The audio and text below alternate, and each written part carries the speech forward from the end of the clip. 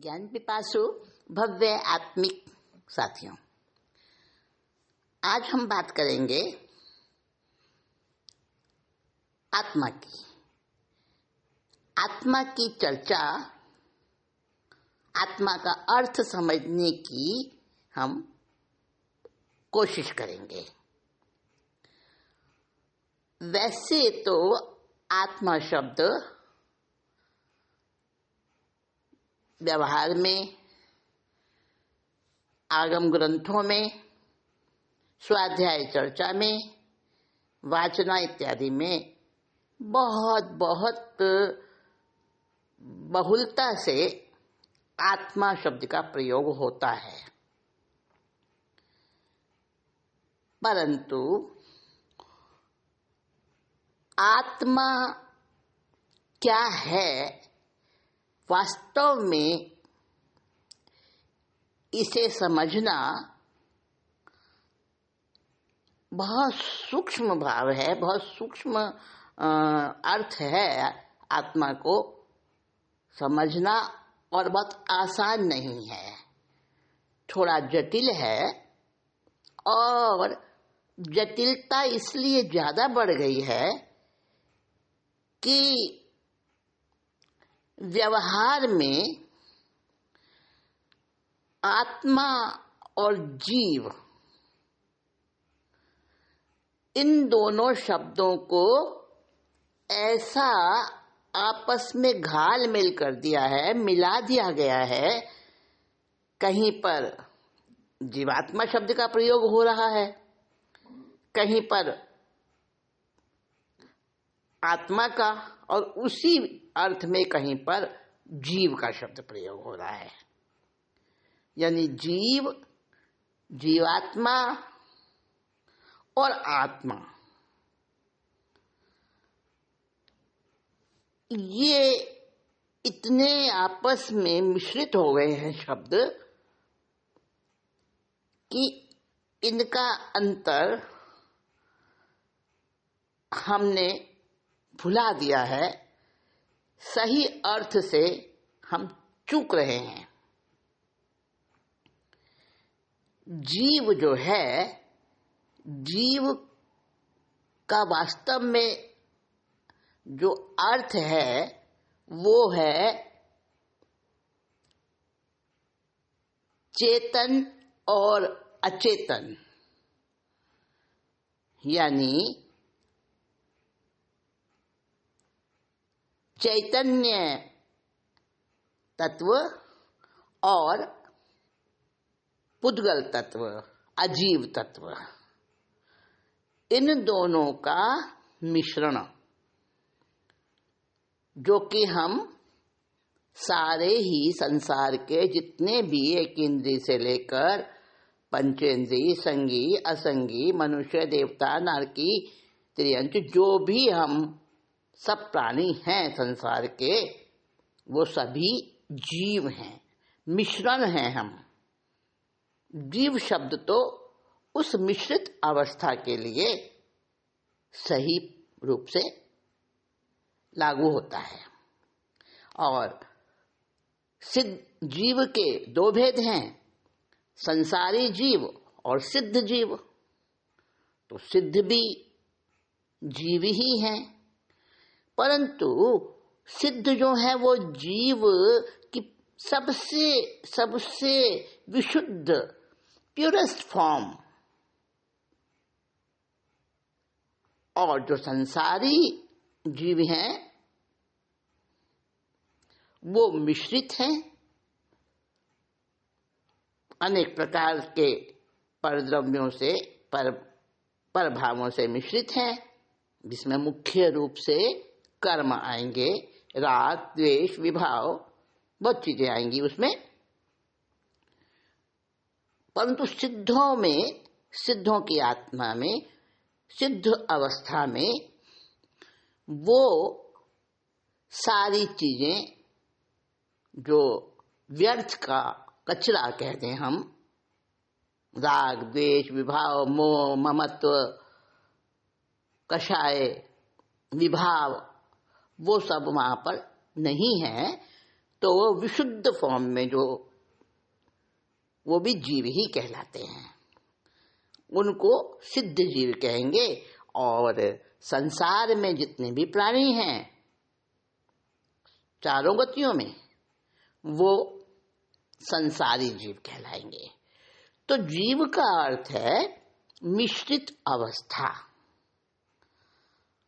और आत्मा, आत्मा को जीव कहना, मानना, समझना कहाँ तक सही है?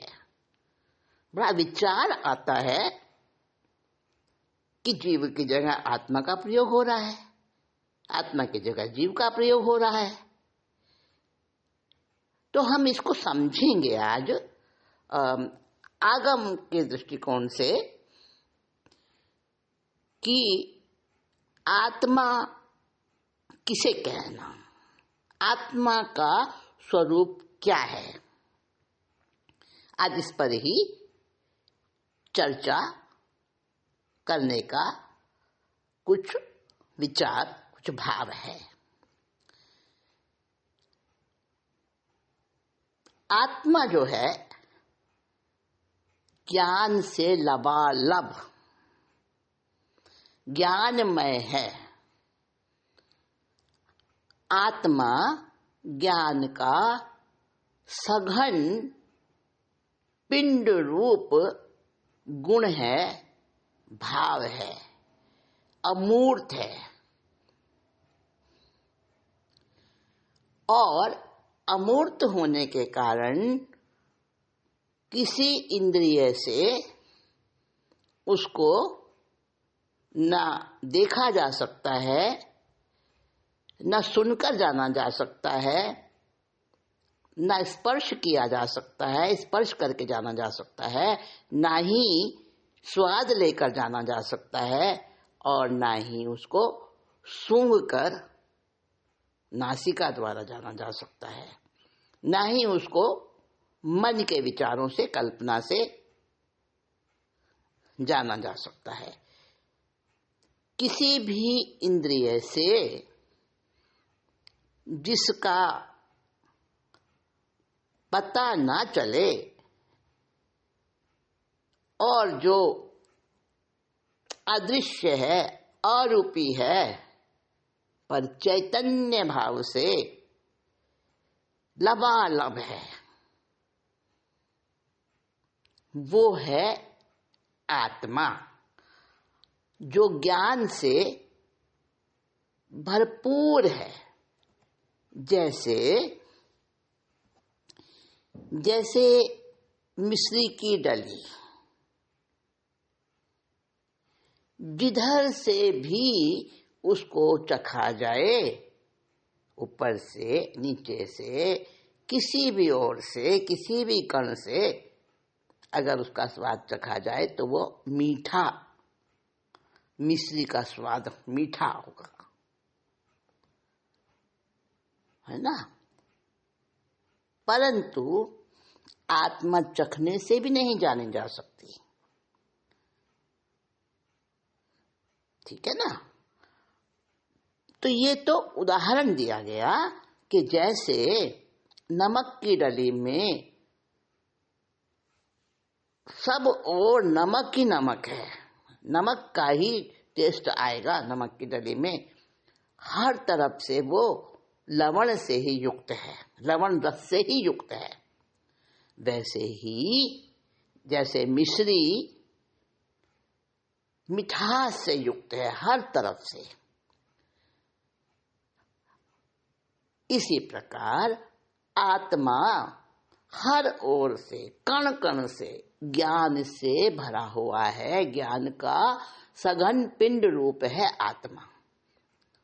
इसीलिए कहते हैं कि आत्मा ही ज्ञान है और ज्ञान ही आत्मा है। अब ज्ञान न तो कोई इंडिविजुअल व्यक्ति है, न कोई वस्तु है ज्ञान नाम की, न ज्ञान कोई द्रव्य का नाम है, न किसी पदार्थ का नाम है। ज्ञान तो आत्मा के अनंत गुणों में से एक गुण है आत्मा का ज्ञान। ऐसा गुण जो आत्मा से अभिन्न है।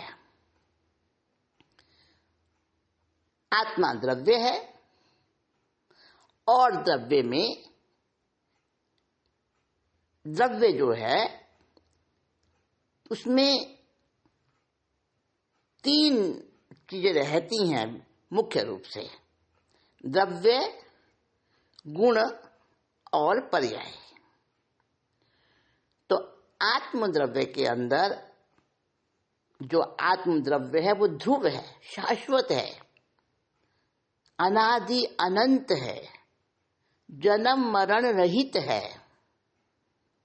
कभी जन्मा नहीं और कभी उसका नाश हुआ नहीं, होगा नहीं, परम शुद्ध है, अखंड है, शाश्वत है, निज स्वरूप है। तो ज्ञान जो है ना एक भाववाचक शब्द है। इसको थोड़ा सा समझने के लिए, क्योंकि उदाहरण लौकिक ही दिया जाएगा, जो अभौतिक अलौकिक वस्तुएं हैं, अमूर्त हैं जो, तो उनको कैसे समझेंगे? मूर्त और लौकिक और भौतिक उदाहरण से ही उसका कुछ हल्का सा स्वरूप समझ में आएगा। क्योंकि अलौकिक, अभौतिक, अमूर्त जो है उसको कैसे बताएं, उसकी उपमा, उसका उदाहरण कहाँ से लाएं? तो कुछ अंश में समझने के लिए उसको ऐसे ही किसी भौतिक वस्तु से समझाया जा सकता है। जैसे कि अभी मिश्री से बताया कि मिश्री पूरा ओत प्रोत, मिश्री की डली में मिठास, नमक की डली में नमक ओत प्रोत, हर तरफ से, हर कण कण में उसके। वैसे ही आत्मा में ज्ञान ही ज्ञान है, आत्मा ज्ञान से ही बनी हुई है। अब कहेंगे, एक प्रश्न होगा कि एक तरफ तो कहा जा रहा है कि आत्मा के अनंत गुण हैं और ज्ञान भी एक गुण है, तो ज्ञान गुण को आत्मा की विशेषता बताया जा रहा है, आत्मा का स्वरूप बताया जा रहा है। तो क्या ज्ञान गुण बाकी गुणों से, अनंत गुणों से कुछ अलग है क्या? इस पर इतना जोर क्यों कि आत्मा का स्वरूप ही ज्ञान से बताया जा रहा है? प्रश्न तो, जिज्ञासा तो उचित है। अब इसका समाधान ये है कि जितने भी आत्मा के जो अनंत गुण हैं ना, अनंत शक्तियां भी साथ में हैं, वो ज्ञान गुण से सारी ग्रहण की जा सकती हैं। ज्ञान गुण एक ऐसा गुण है कि उसमें सब शक्तियां और सारे के सारे गुण, वो सारे उसमें ही समाविष्ट हो जाते हैं। इसलिए ज्ञान को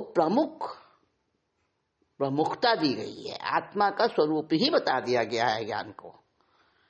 तो आत्मा अमूर्त है, किसी भी इंद्रिय से उसका परिचय नहीं हो सकता, उसको जाना नहीं जा सकता। परंतु आत्मा जो है ना, अमूर्त है, अरूपी है, कोई आकार नहीं, कोई रंग रूप नहीं उसका, फिर भी अनुभव से जाना जा सकता है आत्मा को। अनुभव गम्य है आत्मा। आखिर है क्या आत्मा? अब आत्मा को कोई ऐसा भी कहते हैं कि आत्मा इलेक्ट्रोमैग्नेटिक फील्ड एनर्जी वाली वो वस्तु है।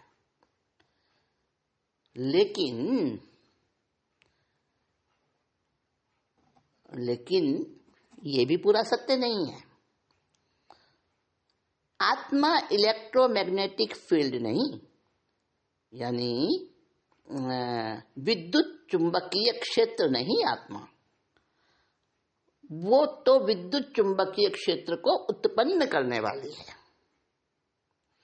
स्वयं विद्युत चुंबकीय क्षेत्र नहीं आत्मा। विद्युत चुंबकीय क्षेत्र जहां आत्मा है उसके साथ ही वो उत्पन्न हो जाता है।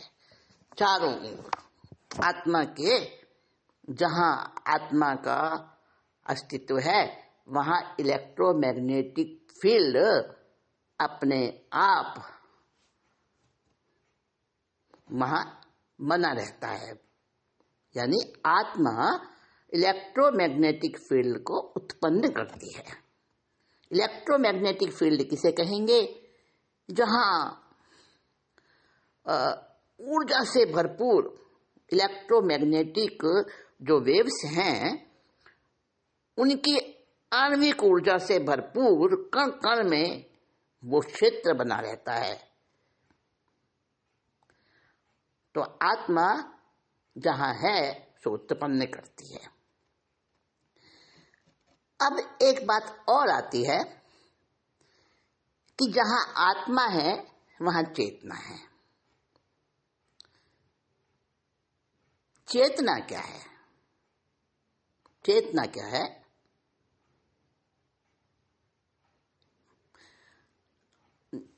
चेतना आत्मा का प्रभाव है, आत्मा का लक्षण है।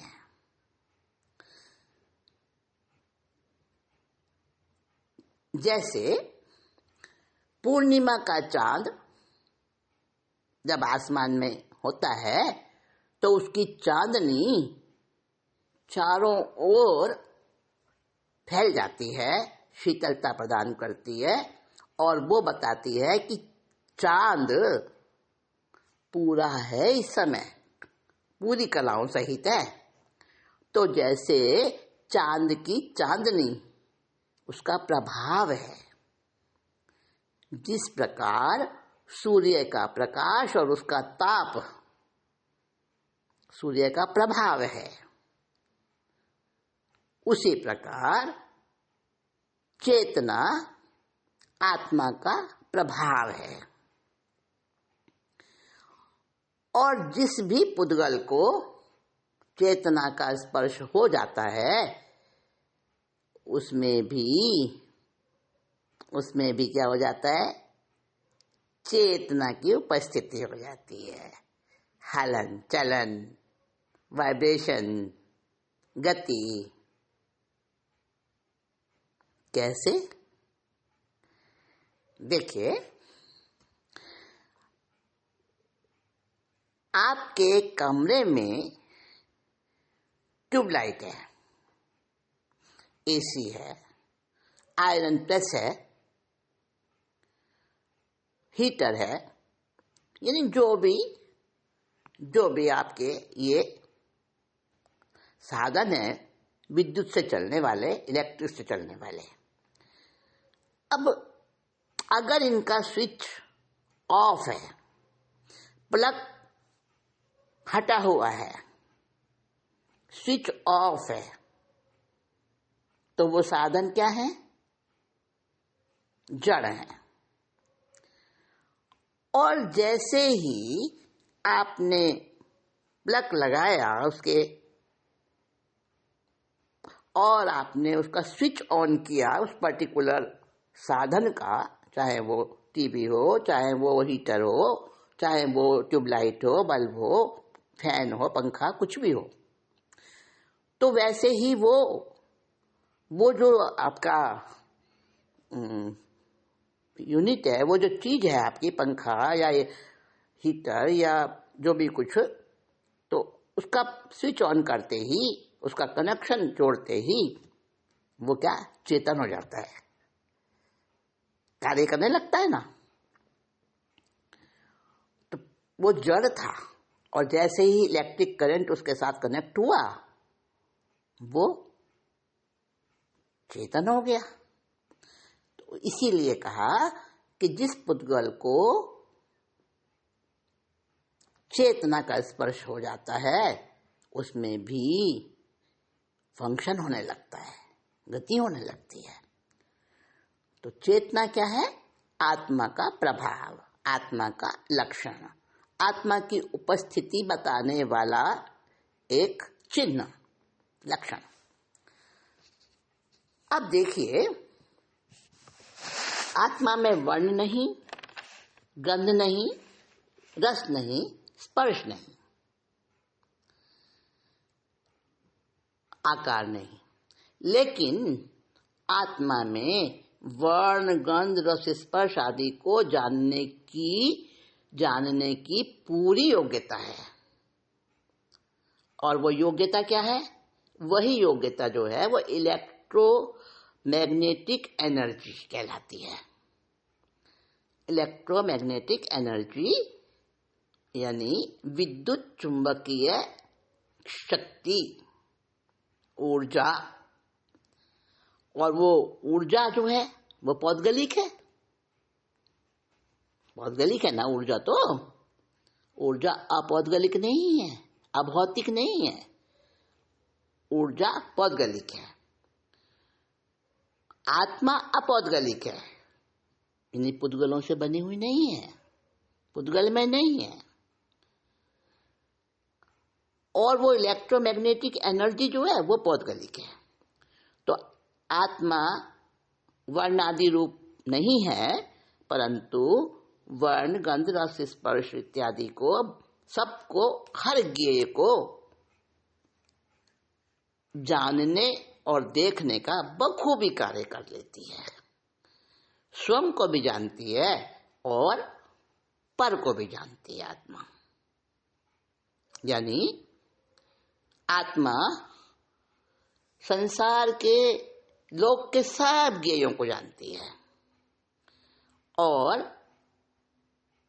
खुद को भी जानती है। यानी आत्मा ज्ञेय भी है और ज्ञाता भी है।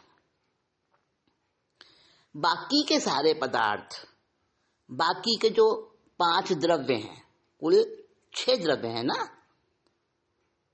तो आत्मा जो जीव द्रव्य का ही एक रूप है, तो आत्मा जो है ना वो ज्ञेय भी है और ज्ञाता भी है। आत्मा को जाना जा सकता है और आत्मा के द्वारा सब को जाना जा सकता है। और बाकी के जो सारे द्रव्य हैं, सारे पदार्थ हैं, कुछ भी है, जो भी बाकी आत्मा से जो अलग है, वो सब का सब जो है केवल ज्ञेय है। यानी उनको जाना जा सकता है, वो खुद को नहीं जान सकते, दूसरों को भी नहीं जान सकते। ये गुण, चैतन्य गुण आत्मा में ही है, और वो भी ज्ञान से ही वो गुण समझा जा सकता है। इसीलिए ज्ञान को आत्मा का मौलिक, सबसे प्रमुख गुण कहा। गुण तो अनंत है, ज्ञान भी उनमें एक है, परंतु इस अपेक्षा से आत्मा ही ज्ञान है और ज्ञान ही आत्मा है। अब एक बात और समझनी होगी, आत्मा के द्वारा यानी द्रव्य गुण पर्याय, किसी भी द्रव्य में द्रव्य होता है वो ध्रुव होता है और गुण भी ध्रुव होते हैं, और पर्याय जो है वो अध्रुव होती हैं। द्रव्य और गुण ये साथ साथ रहते हैं, नित्य होते हैं, शाश्वत होते हैं, और पर्याय अनित्य होती है, अशाश्वत होती है।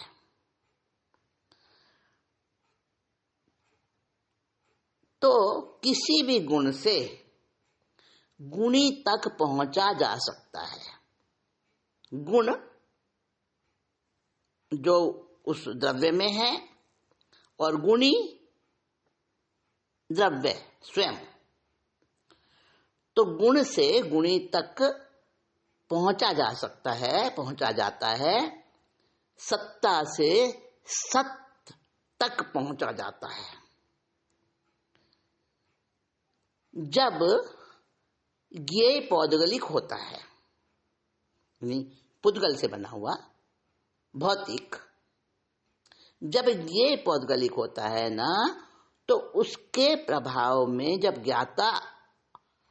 ज्ञाता उसके प्रभाव में आ जाता है, ज्ञेय के प्रभाव में आ जाता है ज्ञाता, तब कर्म बंधन होता है। ज्ञेय पौद्गलिक है और ज्ञेय के प्रभाव में उससे प्रभावित हो जाता है जब जानने वाला ज्ञाता, तब कर्म बंधन होता है, क्योंकि वो पर में चला गया ना।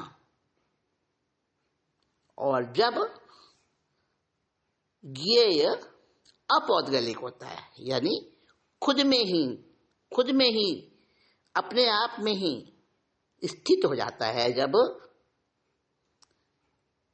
ज्ञाता, और वही अपने को जानना ही उसका ज्ञेय बन जाता है, तो ज्ञेय अपौद्गलिक हो गया ना, क्योंकि ज्ञेय आत्मा बन गई। तो जब ज्ञेय अपौद्गलिक होता है और उसी में रमा हुआ, उसी में रमण करता हुआ ज्ञाता होता है, तब वो सम्यक दृष्टि कहलाता है, तब वो ज्ञानी कहलाता है, तब उसे केवल ज्ञान भी हो जाता है। अब देखो, हम सब मिश्रण हैं, जीव हैं हम।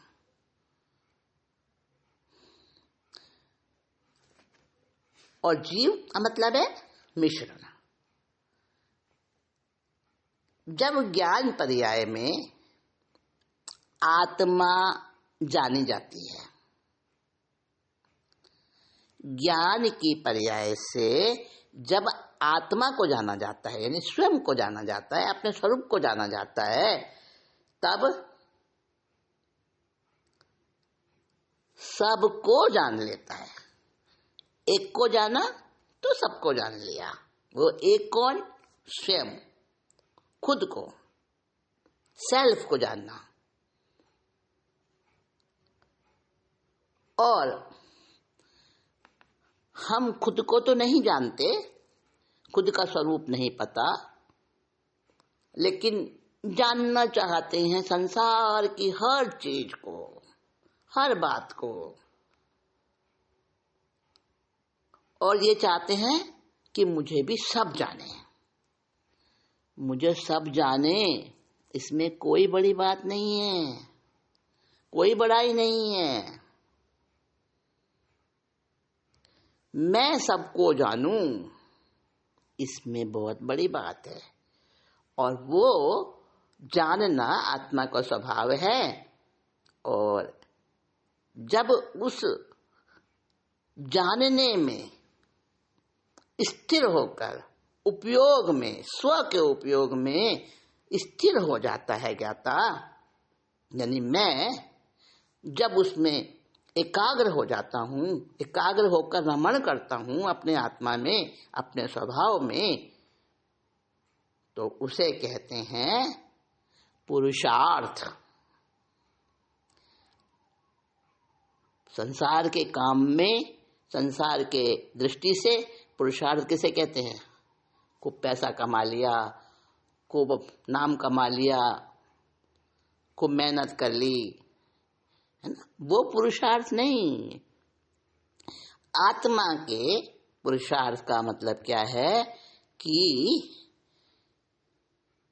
अपने ज्ञान की पर्याय को जानना, उसी में स्थित हो जाना, आत्मा में रम जाना,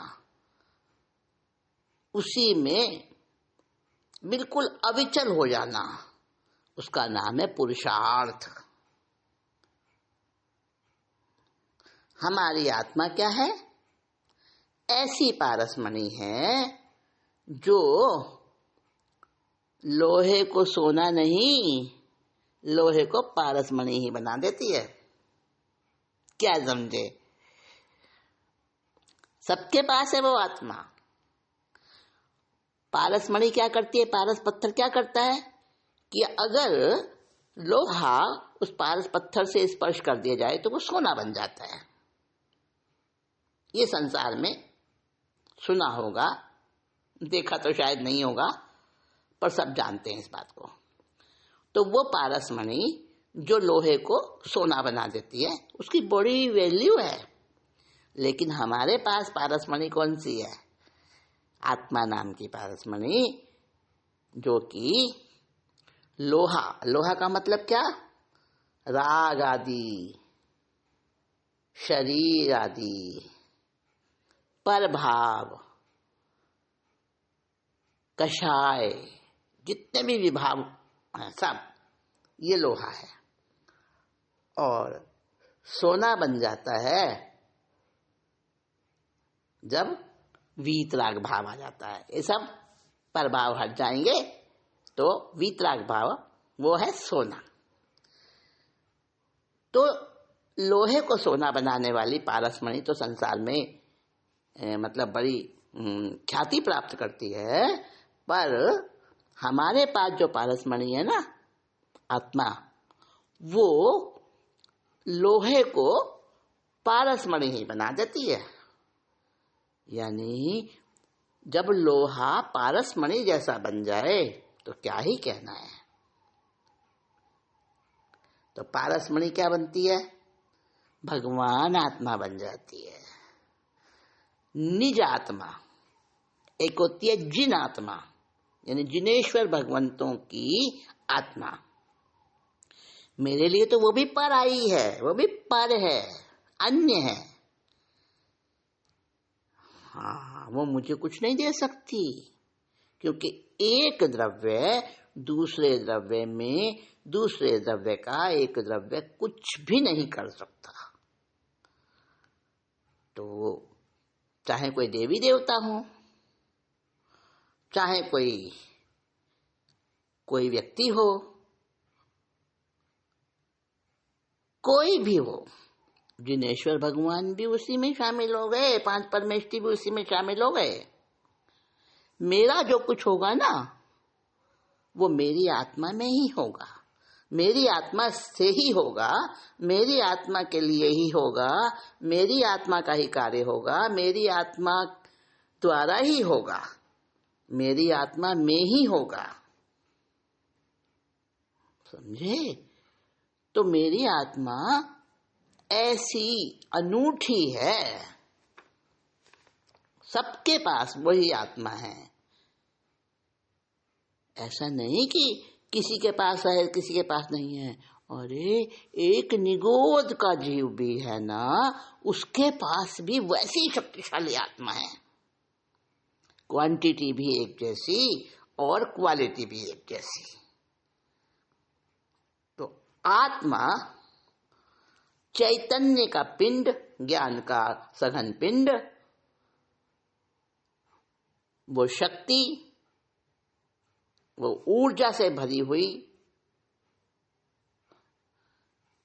ज्ञान से लबालब, ज्ञान ही है मान लो आत्मा, ऐसा ही समझ लो। और चेतना उसके साथ साथ रहती है आत्मा के, वो उसका लक्षण है, उसका प्रभाव है। और आत्मा में क्या रहता है? उपयोग गुण रहता है आत्मा में, उपयोग गुण। तो हमारा जो शरीर है, हम जो जीव हैं संसार में, शरीर दिखता है, आत्मा दिखती नहीं है। लेकिन शरीर में जो कुछ भी हलन चलन होता है, जो कुछ भी शरीर कार्य करता है, वो सब आत्मा की शक्ति से करता है। समझ गए ना? तो आत्मा की जो पावर है, आत्मा की जो शक्ति है, वो है चैतन्य, चेतना वाली। और शरीर पुद्गल है, अजीव है। तो दोनों को मिलाने से, दोनों को जब मिल गए हैं दोनों, तो वो जीव बन गया। अब जीव बना कैसे? वो जब जीव यानी मिश्रण, आत्मा तो कभी अशुद्ध हुई नहीं, एक क्षण को भी अशुद्ध नहीं हुई। अगर कोई व्यक्ति नरक में भी गया है ना, या कोई हत्यारा भी है, या कोई आतंकवादी भी है, पापी पाप भयंकर कार्य करने वाला है, उसकी आत्मा भी क्षण भर को भी अशुद्ध नहीं हुई। आज तक अशुद्ध नहीं हुई आत्मा, हमेशा शुद्ध रहती है। वो गलत गलत कार्य करते समय भी आत्मा शुद्ध ही रहती है। आत्मा में कभी अशुद्धि आई नहीं, 3 काल में आ नहीं सकती अशुद्धि। तो फिर वो मिश्रण कहां से हो गया?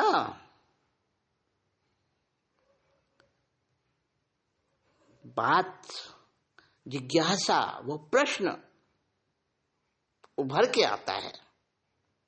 और बात, सवाल तो बड़ा ठीक ठीक उठा अंदर में, भाई कर्म आत्मा के साथ कहां से चिपट गया? ये जो कर्म यानी पुद्गल द्रव्य है, वो कर्म, वो आत्मा के साथ मिश्रित कैसे हो गया? कब से हुआ? क्योंकि आत्मा तो कभी अशुद्ध हुई नहीं, और कर्म तो अनादिकाल से है आत्मा के साथ। कब से, कहां से पुद्गल लग गया आत्मा के साथ? हाँ, तो इसका समाधान करते हैं, विचार करते हैं इस पर हम। देखो, जब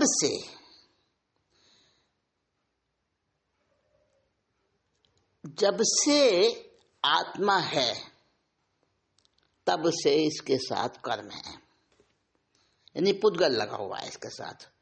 और इतने पर भी सदियों बीत गए, जन्म जन्मांतर, न मालूम कितने कितने कितने हमारे जन्म मरण, पुद्गल परावर्तन न मालूम कब से करते आ रहे हैं हम। और आज तक साथ साथ रहते हुए ये अजीव यानी पुद्गल कर्म और चेतन यानी आत्मा, चेतन गुण वाली आत्मा, ज्ञान गुण वाली आत्मा, ये बिल्कुल साथ साथ रह रहे हैं।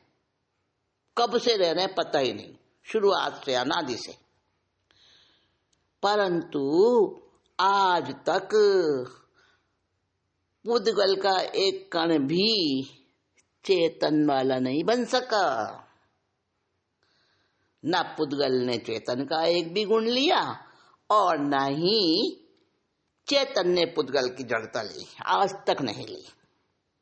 आज तक अशुद्ध नहीं हुई आत्मा, वैसी की वैसी शुद्ध है।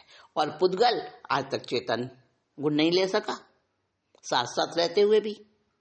देखो, है ना कितनी अजीब बात, पर सच है ये बात। हाँ, तो कब से हुआ इसके साथ में मेल? मेल वहां से हुआ जब जीव द्रव्य था, 6 द्रव्य है ना, उसमें जो जीव द्रव्य था, जीव द्रव्य में अपना परिणमन, सब द्रव्यों में परिणमन होता है, परिणमन के बिना कोई भी पदार्थ नहीं है, कोई भी द्रव्य नहीं है, हर क्षण होता है परिणमन। तो जब पुद्गल का भी परिणमन उसमें, पुद्गल द्रव्य में भी होता रहता है हर समय, और जीव द्रव्य में भी होता रहता है हर समय। उसको कहते हैं शुद्ध परिणमन, अपना अपना शुद्ध परिणमन। तो एक बात और बता दूं, आकाश प्रदेश यानी जो आकाश द्रव्य है ना, उसके प्रदेश है। प्रदेश के बिना कोई भी द्रव्य नहीं होता। प्रदेशत्व गुण सब में होता है, और प्रदेशत्व गुण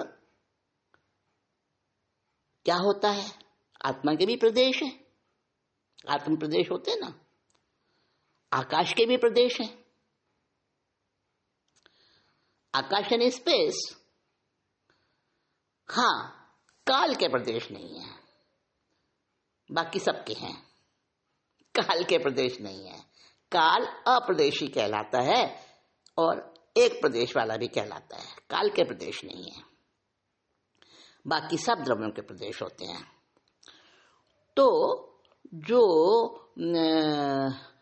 आकाश के प्रदेश है ना, हर आकाश प्रदेश पर 6 ही द्रव्य रहे हुए हैं एक साथ, एक क्षेत्र अवगाह में। हर आकाश प्रदेश पर 6 ही द्रव्य साथ साथ रहे हुए हैं, एक दूसरे में घुले मिले, लेकिन सबका अस्तित्व अलग अलग, कोई किसी के स्वरूप में नहीं बदला, सबका अपना स्वरूप अलग अलग रहता है, एक साथ रहते हुए भी। अब आकाश प्रदेश होते ही क्या है, आत्म प्रदेश होते ही क्या है, ये भी तो पता चले। देखो, ऐसा समझे हम, एक छोटा सा हैंकी रुमाल ना, अब वो रुमाल है, पॉलिस्टर का है, सूती है, वूलन है, मतलब जिस भी रॉ मटेरियल से वो बना है रुमाल, तो उस रुमाल के जो ताना और बाना, समझ गए? ताना और बाना मतलब उसके जो तार हैं, सूती है तो सूती तार होंगे, पॉलिस्टर है तो पॉलिस्टर वाले तार होंगे, उसके धागे रेशे। तो उसका जो ताना और बाना होता है ना, जिस रॉ मटेरियल से बना है, वो उस रॉ मटेरियल के परमाणु, और परमाणु ही प्रदेश है, परमाणु ही तो प्रदेश कहलाता है। परमाणु और प्रदेश एक ही चीज है, अलग अलग नहीं है। नाम इसलिए अलग है दोनों के, परमाणु और प्रदेश अलग अलग नाम इसलिए हैं कि जो द्रव्य के साथ में जुड़ा हुआ है, अलग नहीं होता, वो प्रदेश कहलाता है, और जो द्रव्य के से अलग हो जाता है परमाणु कहलाता है। बाकी मूल स्वरूप एक समान है, परमाणु कह दो या प्रदेश कह दो। तो वो जो जिस रॉ मटेरियल से कोई वस्तु बनी होती है, वो रॉ मटेरियल, उसका स्मॉलेस्ट पार्टिकल वो परमाणु है, वो प्रदेश है। तो आत्मा भी जिस रॉ मटेरियल से बनी है, हालांकि वो रॉ मटेरियल हमें दिखता नहीं है, हम उसे छू नहीं सकते, हम उसे जान नहीं सकते, हम उसे स्पर्श नहीं कर सकते, ऐसा वो अद्भुत है। हम कल्पना कर सकते हैं कोई ना कोई रॉ मटेरियल तो है ना, अमूर्ति है, इनविजिबल ही है, परंतु है तो सही ना, क्योंकि प्रदेश के बिना कोई वस्तु नहीं होती, कोई द्रव्य नहीं होता। प्रदेश गुण जरूरी है हर वस्तु में, उसका सामान्य गुण है ये, किसी भी द्रव्य का। किसी भी द्रव्य में सामान्य गुण भी होते हैं, विशेष गुण भी होते हैं। तो प्रदेशत्व गुण जो है वस्तु का सामान्य गुण है, अस्तित्व गुण, प्रदेशत्व गुण, वस्तुत्व गुण, अगुरु लघु गुण, प्रमेय गुण, इस प्रकार से सामान्य गुण होते हैं। तो जिस रॉ मटेरियल से आकाश द्रव्य, वो उसका आकाश द्रव्य का स्मॉलेस्ट पार्टिकल जो उसी के साथ जुड़ा है वो उसका आकाश प्रदेश कहलाता है। और आत्मा का स्मॉलेस्ट पार्टिकल जो है जो उसके साथ में जुड़ा है वो आत्म प्रदेश कहलाता है। तो हर आकाश प्रदेश के ऊपर 6 के 6 द्रव्य गुथे हुए एक दूसरे के साथ में, परंतु अपने अपने स्वरूप में उपस्थित, अपने अपने स्वरूप को कभी नहीं छोड़ते, 3 काल में नहीं छोड़ते, अपने अपने स्व चतुष्टय में रहते हैं। स्व चतुष्टय, स्व क्षेत्र, स्वद्रव्य, स्वकाल, स्वभाव, सब अपने अपने में रहते हैं। वही एक दूसरे में परिणत नहीं होता और परिणमन भी चलता रहता है सबका अलग अलग अपने अपने का। बड़ा विचित्र है ना। हाँ, तो बात चल रही थी कि हर आत्म प्रदेश पर ये 6 के 6 द्रव्य रहते हैं, परंतु सब अपने अपने अस्तित्व गुण में, ठीक है, अपने अपने वस्तुत्व गुण में, अपने अपने प्रमेयत्व गुण में, अपने अपने अगुरु लघुत्व गुण में, अपने अपने हिसाब से सब अलग अलग, साथ में भी और अलग अलग भी। और जब जो आत्मा वाला द्रव्य है ना, वो जब अपने से अलग दूसरे में प्रवृत्ति करने लगता है, कभी एक्सीडेंटली कल्पना कर सकते हैं, और तो क्या, एक कल्पना ही है कि जीव द्रव्य में सेल्फ परिणमन हो रहा है, अपना शुद्ध परिणमन हो रहा है, और पुद्गल द्रव्य में भी शुद्ध परिणमन हो रहा है। तो एक्सीडेंटली कोई तरंग इसकी और कोई तरंग उसकी, हाँ, आपस में मिल गई, तो वो जो एक अलग प्रोडक्ट बन गया, एक अलग चीज बन गई, वो मिश्रण हो गया, वो बन गया जीव। कल्पना है ये, परंतु कल्पना मैंने अपने मन से नहीं आई, मन से नहीं बताई आपको। देखो, आगम में हर चीज स्पष्ट भाषा में लिखी नहीं होती है। आगम तो सिर्फ इशारा करते हैं, संकेत रूप करते हैं बस। और बहुत सारे आगम हमारे लुप्त भी हो गए हैं, तो हमें वहां से निकालना होता है मक्खन, सार तत्व निकालना होता है हमें उसमें से। तो इसी प्रकार से कभी ना कभी संसार में हर चीज जो है ना, निसार के साथ में कुदरत से आती है। धान ले लो, दालें ले लो, सब छिलके सहित होती हैं। चावल में भी धान होता है ऊपर। कोई फल होता है, केला है, छिलके सहित है, सार तो अंदर में सुरक्षित रहता है, गिरी वाला भाग पल्प, ठीक है ना। तो हर चीज, मिनरल्स हैं जितने भी। अब हीरा जब जमीन के नीचे होता है हीरा, तो वो हीरा जैसा नहीं वहां पर नजर आता, वो तो कोयले जैसा नजर आता है। सोना जमीन से नीचे जहां खानदानों में होता है ना, सोना चांदी, वो ऐसे सोना चांदी चमकता, वो ऐसे विशेष रूप में ओरिजिनल जैसे हम देखते हैं सोना और चांदी, इस रूप में नहीं होता। वो मिट्टी होता है, बस मिट्टी, मिली जुली मिट्टी, और उसमें से पहचान करनी होती है कि कहाँ सोने के कण हैं, कौन से चांदी के कण हैं। मतलब कहने का कि हर वस्तु कुदरत से जो उत्पन्न होती है वो कचरे सहित होती है, निसार उसके साथ में जुड़ा होता है, सार भी साथ में होता है।